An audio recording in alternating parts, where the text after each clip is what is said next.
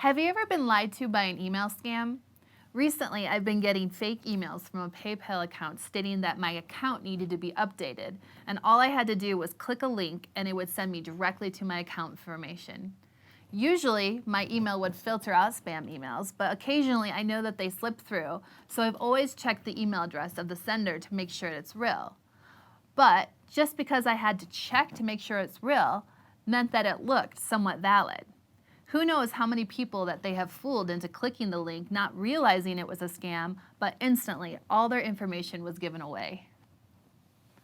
Like my experience with these email scammers, there was a lot of false teachers trying to deceive the New Testament Christians. We see in the book of 2 John, there were people going out into the world professing to be Christians, but they didn't believe that Jesus was the Messiah. So they looked good, but they were actually harmful. Verse 7 states, "I say this because many deceivers who do not acknowledge Jesus Christ as coming in the flesh have gone out into the world. Any such person is a deceiver and the Antichrist." His main issue with these false teachers is that they do not believe in the deity of Jesus Christ. They were sharing about God, but not the Son. Then he says in verse 9, "Anyone who runs ahead and does not continue in the teaching of Christ does not have God. Whoever continues in the teaching has both Father and Son. If anyone comes to you and does not bring this teaching, do not take them into your home or welcome them. Anyone who welcomes them shares in their wicked work." Since the gospel was taken from place to place by traveling evangelists, it was custom for believers to take missionaries into their home and give them provisions for their journey when they left. However, false teachers also relied on this practice, so John was having to warn them to have discernment and to know the truth. You see, John uses this word truth multiple times. He actually says in verse 4, "It has given me great joy to find some of your children walking in the truth, just as the Father commanded us." You see, he uses the word walking, which means they are moving. They are acting out their faith. It is a constant motion. When someone stops walking, they're not moving, but they're standing still. This is how we should be living as Christians. Our actions will line up with our words when we're walking out our faith. John speaks about the Father's commandments to walk in truth, but also in love.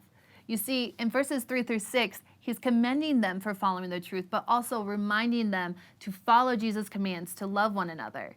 You see, they go hand in hand. You can't have one without the other. One commentary will say, "The sphere of emotional love must be combined with obedience. Warm feelings, whether towards God or towards man, are worse than valueless if they are not united, on one hand with obedience and on the other hand with truth." This was the chosen lady's danger. She was forgetting her obligations to the truth and the commandment to love. Two things I took from this commentary was that the church needs to be obedient to actually sharing the truth, but also showing the truth is worthless unless you are sharing it in love. This generation more than ever needs to hear the truth. The enemy would love to silence us in fear and worry that we might offend someone or not share the gospel properly. But now, more than ever, the world needs Jesus. We need to be the hands and feet of Christ. We are not loving them by being silent. Ephesians 5:1 says, "To be imitators of God as beloved children and to walk in love, just as Christ also loved you and gave himself up for us as an offering, a sacrifice to God, a fragrant aroma." Church, I hope this has encouraged you and inspired you during this very crazy time we are living in. Just like Queen Esther's days, you have been chosen for such a time as this. What will you do with your time here and now?